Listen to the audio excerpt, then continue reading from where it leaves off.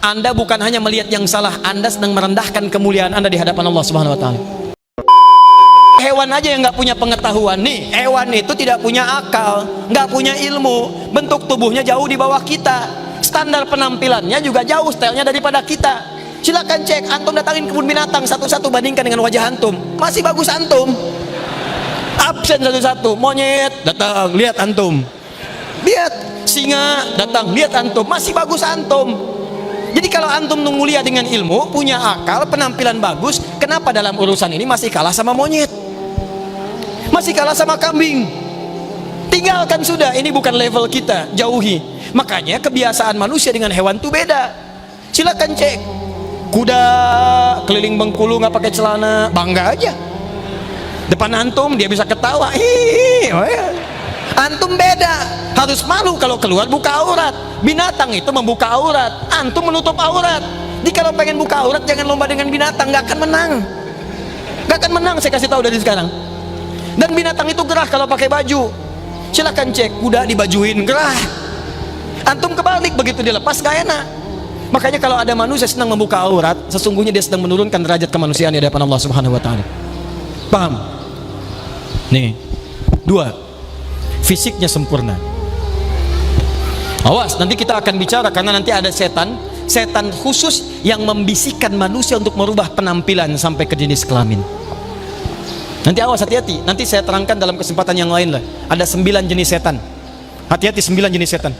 Setan sholat ada, setan menggoda orang sholat. Di Abu Dawud nomor hadis 857 sampai dikatakan oleh Nabi, begitu antum mau takbir itu masih biasa, tapi begitu anda mengucapkan Allahu Akbar, setan ini akan bekerja. Pekerjaan pertamanya kata Nabi, uzkur kada, uzkur kada. Dia akan mengatakan kepada anda, ingat ini ya, ingat itu ya. Makanya anda begitu takbir, itu tadinya nggak biasa-biasa aja, begitu takbir bisa mengingat sebuah yang tidak ingin diingat. Kunci mobil, ingat. WhatsApp belum dibalas, ingat. Pasang status belum, ingat. Kalau nggak percaya silahkan. Bahkan kata-kata saya ini pun antum akan ingat. Begitu sholat asar nanti takbir Allahu Akbar, ingat ya, kata Ustadz Adi, setan akan menggoda anda sampai ingat yang lain. Itu setan, itu setan ya.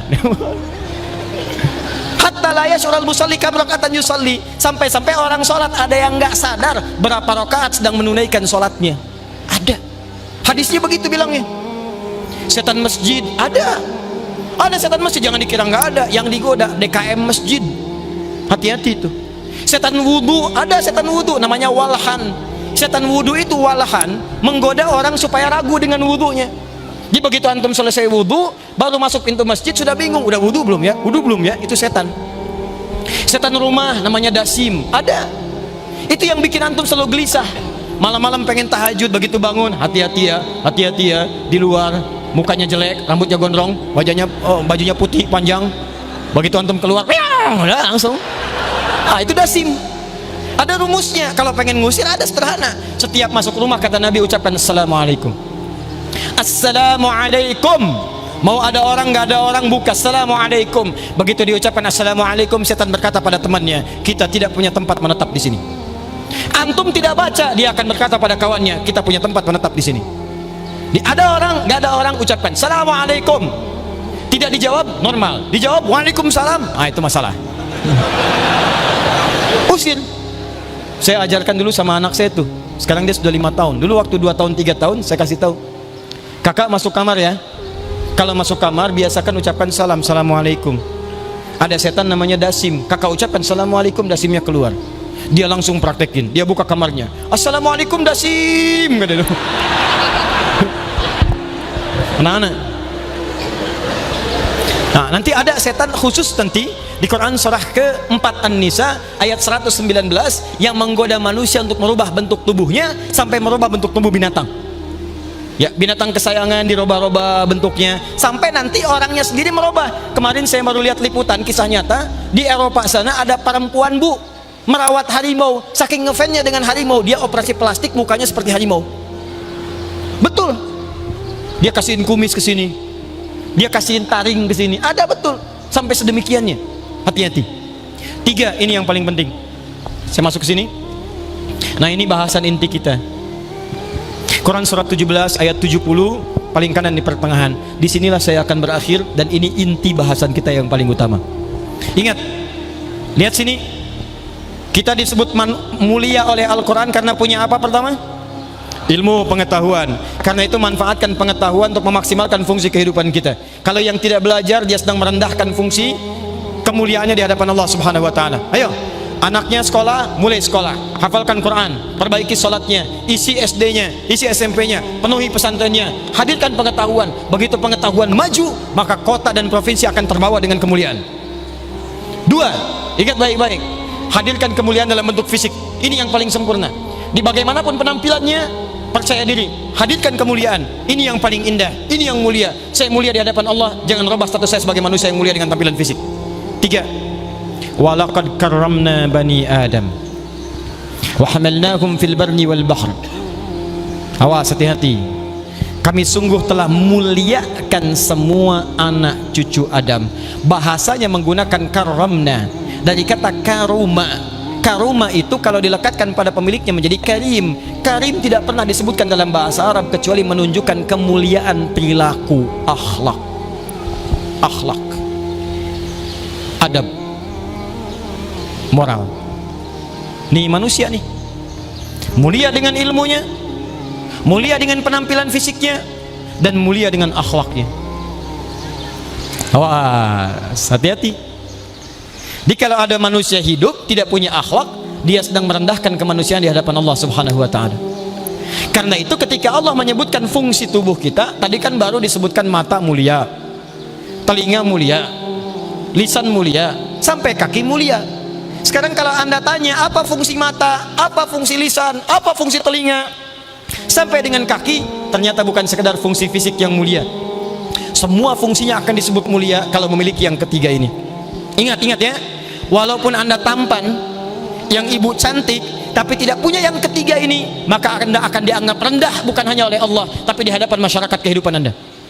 Demi Allah saya katakan, saya cek dulu, secara fisik mata kita mulia. Nih mata mulia nih. Apa fungsi mata? Bukan. Fungsi mata bukan melihat. Kalau cuma melihat, kambing melihat. Apa bedanya mata antum dengan kambing? Kalau cuma melihat, elang melihat. Mata elang lebih tajam dibanding mata kita. Elang naik ke atas bukit barisan, anak ayam kelihatan. Antum naik pesawat ke atas bukit barisan, anak sendiri nggak kelihatan. Di kalau urusan tajam, lebih tajam mata elang. Tapi mata elang tidak dihisab, mata kita dihisab. Quran surah 17 ayat 36. Innas sam'a wal basara wal fuada kullu ulaika kana anhu mas'ula. Sungguh pendengaran manusia itu, penglihatannya, dan apa yang dia fikirkan, nih pengetahuan, itu akan dihisab oleh Allah Subhanahu wa Ta'ala. Karena itu ketika menyebutkan fungsi mata, diatur di Quran surah ke-24 ayat ke-30 untuk laki-laki, 31 untuk perempuan. Apa fungsinya? Lihat, kullil mu'minina yaghuddu min absarihim. Katakan pada pria-pria yang merasa punya iman, matanya hanya boleh melihat yang baik-baik saja, yang tidak baik palingkan. Wa kullil mu'minati yaghuddna min absarihinna. Demikian bagi perempuan-perempuan kalau merasa punya iman, matanya hanya boleh melihat yang baik-baik saja, yang tidak baik palingkan.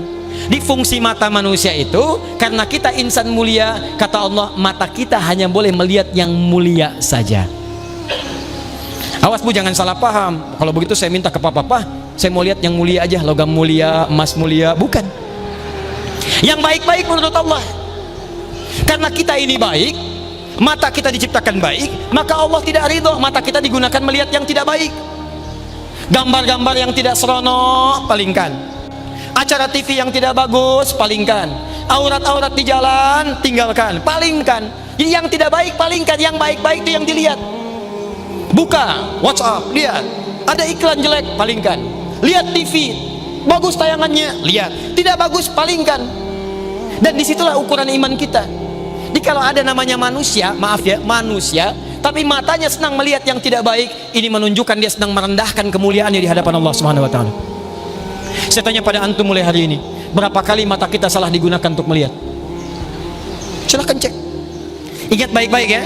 Ingat pesan ini, ketika Anda sedang melihat yang tidak mulia, yang tidak benar, Anda bukan hanya melihat yang salah, Anda sedang merendahkan kemuliaan Anda di hadapan Allah Subhanahu wa Ta'ala. Nah, saudara-saudara seiman semua, dalam video ceramah ini, Ustadz Adi Hidayat menyampaikan nasihat yang sangat menyentuh tentang pentingnya menutup aurat, khususnya bagi wanita muslimah. Menutup aurat bukan hanya soal pakaian, tapi ini adalah bentuk ketaatan kepada Allah, tanda keimanan, dan cermin dari kehormatan seorang muslimah. Ustadz Adi Hidayat menjelaskan bahwa perintah menutup aurat langsung datang dari Allah dalam Al-Quran, dan bukan semata-mata budaya atau kebiasaan. Wanita yang menjaga auratnya dijanjikan kemuliaan, perlindungan, dan keberkahan hidup. Sebaliknya, membuka aurat tanpa uzur adalah bentuk kelalaian terhadap perintah Allah dan bisa menjadi sumber fitnah bagi diri sendiri maupun orang lain. Beliau juga menegaskan, berhijrah dalam berpakaian adalah langkah awal menuju kemuliaan iman. Maka dari itu, siapapun yang masih membuka aurat, segeralah berbenah sebelum datang penyesalan. Tidak ada ruginya taat kepada Allah. Justru di sanalah letak ketenangan dan kehormatan sejati. Sadarkah kita, jika ajal menjemput hari ini, dalam keadaan aurat terbuka, dalam kondisi belum bertobat, bagaimana kita akan menghadap Allah? Apakah kita masih merasa tenang dengan membiarkan aurat terbuka setiap hari di depan umum, di media sosial, bahkan dalam ibadah? Hijrah dalam berpakaian adalah langkah awal menuju keselamatan dan ketenangan hidup. Jangan malu menutup aurat.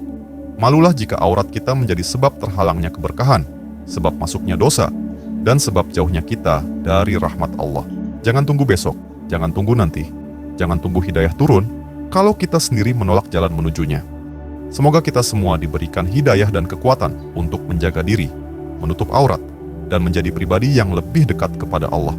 Nah, saudara seiman semua, itulah pembahasan kali ini. Semoga apa yang disampaikan bisa memberikan kita manfaat dan pelajaran baru untuk kita semua. Jangan lupa untuk like, comment, and subscribe, supaya kalian tidak ketinggalan info terbaru dari Santri TV. Sekian video kali ini, sampai jumpa di video berikutnya. Wassalamualaikum warahmatullahi wabarakatuh.